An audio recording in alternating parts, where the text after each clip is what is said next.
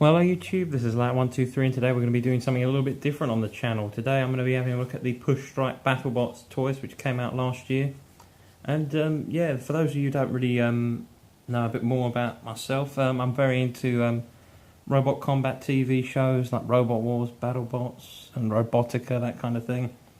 And when they rebooted Battlebots, they did bring out a toy line after the start, just before the start of the second season, I believe it was.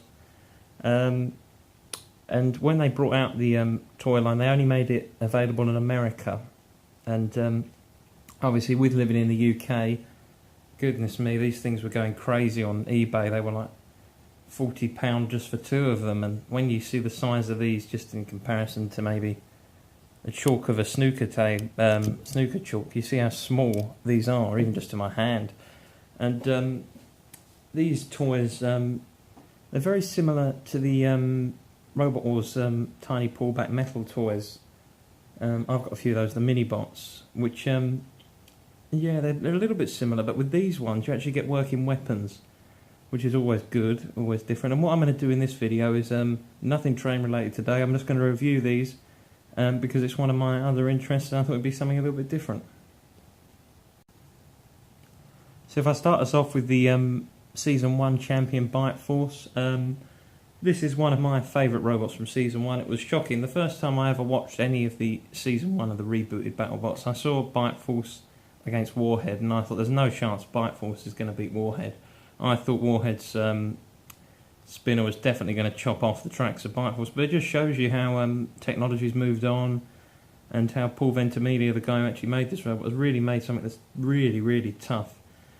When we look at the actual toy, the only real gripe I have for me is that obviously it isn't track driven.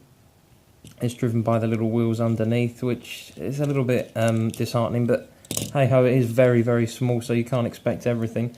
I absolutely love the way the weapon is operated. I love the fact you have this panel on the back here, and when you press that panel down, it lifts up the front, I'm going to say pincer, but it's sort of a lifter and a pincer. And if I just bring Bronco in, you'll see it is quite effective at getting into the other machines. It's a very, very good little weapon. Another thing to point out about this one is it is sprung loaded, so it does clip back down. It's not shaking around. When I shake it, you don't see the weapon go like that, where the spring mechanism works. And if you just look at the detail put in the actual crushing beak, you can see, as I just take it next to the light, how much detail they put in. And you see two gears as well there that help move that mechanism up and down. It is just a really great model. It's certainly one of the stronger ones in this line. I really, really like this model. Doing a quick look at the packaging, they're all pretty similar with the packaging. You see Bite Force written across the bottom, and the robot did sit in there. I think the claws were down in the actual original thing. You've got its robot fighting time. Well, how could you not have that on something made by Battlebots? And then if you just turn it up and over, you will see underneath we have this picture of Bite Force, which does remind me a little bit of the Robot Wars statistics sort of thing. It's a shame they didn't do that really on the bottom. They didn't have a little bit down the side here that just said the weight, the weapon, maybe strengths and weaknesses. I think that may have just rounded off the bottom of this packaging quite nicely. But yeah, that is Bite Force, the Season 1 champion, lost in Season 2 to Chomp. Yes, that's right, I know that. So let's move across to Witch Doctor. Now, Witch Doctor, one of the most unluckiest robots, I think, in the actual show itself. And then in the second season did sort of a Behemoth versus Cherub, didn't take their opponent seriously enough and in the end lost. The actual toy here, I'm not really sure with the Witch Doctor design. I never understood these bits. Is the idea that when it's upside down it could run on these wheels? Because in the actual show you saw it end up this way and it could never get back up. I don't know if that was something that they'd, kind of a design flaw or what that was. If you look at the Witch Doctor weapon, it's powered by one of the wheels. It's the one just there. And as you turn that wheel, that then spins the big blade upwards. The vertical spinner. It's a very, very nice robot. What I like about this one as well is that the front plough is very, very accurate. The whole design is accurate. The paintwork's accurate with this particular version of Witch Doctor. My only real gripe with the Witch Doctor one is it's the smallest one in this range. and I'd never really felt that the weapon was that effective. I mean, if you bring in Tombstone, you can't really get the weapon to do anything at all with the Witch Doctor one. It just glances off of everything. It doesn't flip them up like you would possibly expect it to do. But I think that's just the way it's been designed and how small and compact these toys are. Obviously, with Witch Doctor, Season 1 had a very interesting battle with Tombstone, which in the end they lost, which was sheer bad luck, let's face it. If they'd have stayed up the right way, I think they probably would have won that one, and Season 1 could have been very, very different. I'm not saying they would have won the series, but who knows? You never know, do you? And obviously the Witch Doctor packaging, exactly the same. Has the picture of Witch Doctor underneath, which is a pretty good one again. I'm trying to get it to focus. Come on, camera. There we go. Look at that. Nice picture of Witch Doctor. And yeah, that's pretty much all I've got to say about that one. And obviously Bronco, well, how could you leave out Bronco? This shows you when these toys were made, gives you some idea, because this is the Season 1 Bronco, not the version that entered Season 2, which was 6-wheel driven, and the front was designed a bit different, as well as the rear. The rear was a lot wider and flatter, instead of just these prongs sticking out the back. I love the fact that the attention to detail with the tyres there on Bronco. It's a very, very well made robot. The design of the tyres, the word Bronco written on the side is another brilliant feature as well. And the front, it just looks so similar to the real Bronco. It's unbelievable.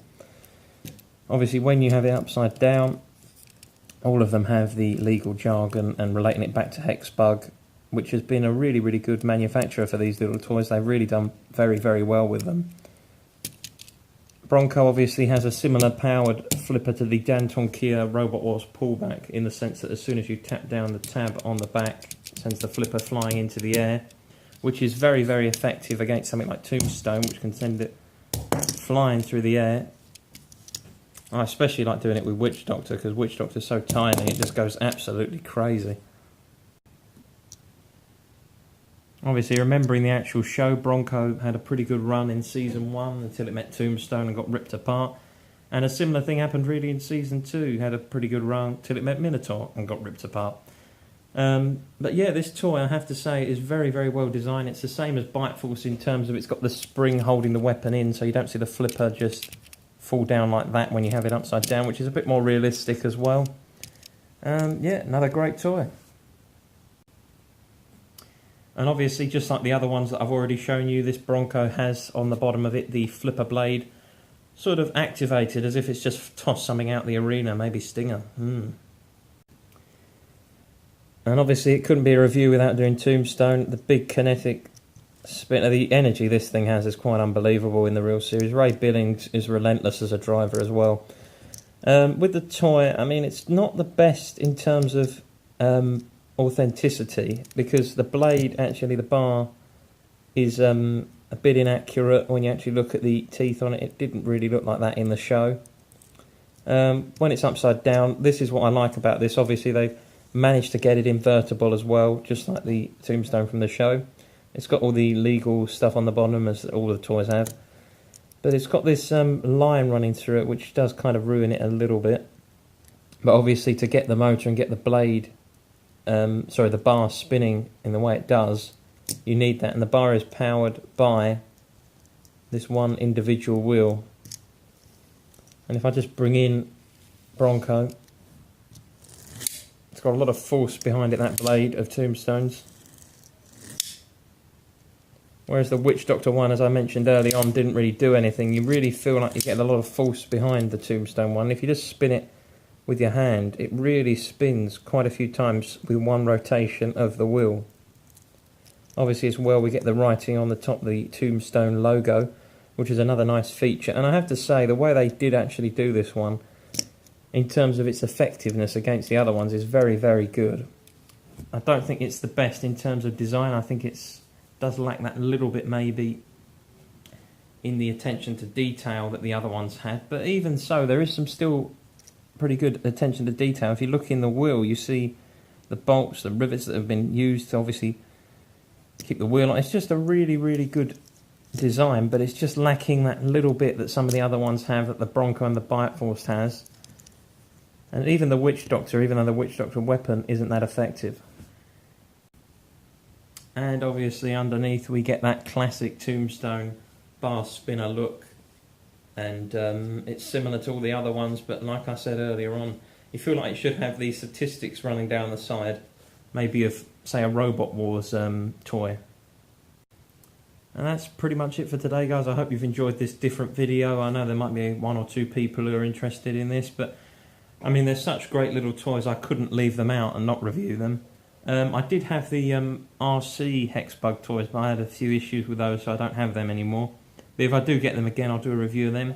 And just another thing, comment below if you'd like to see some more stuff related to Robot Wars and Battlebots, if that's the kind of thing you'd like to see, just going away from trains for a little bit. Obviously, I haven't forgotten the 180 subscribers special. That will go up in a couple of weeks' time. I've had a bit of problems trying to film it and get it all right, but now hopefully I can sort that out. And I'm going to do it in 2 parts, so get ready for part 1 of that. I had a little look earlier on before sort of finishing off this video, and I cannot believe how many subscribers I've got up to now. I mean, it's quite shocking, really. But thank you to anyone else who has subscribed. Thank you for everyone who keeps liking and commenting. And I'll see you all in the next video. Thank you very much, guys. See you soon. Couldn't resist.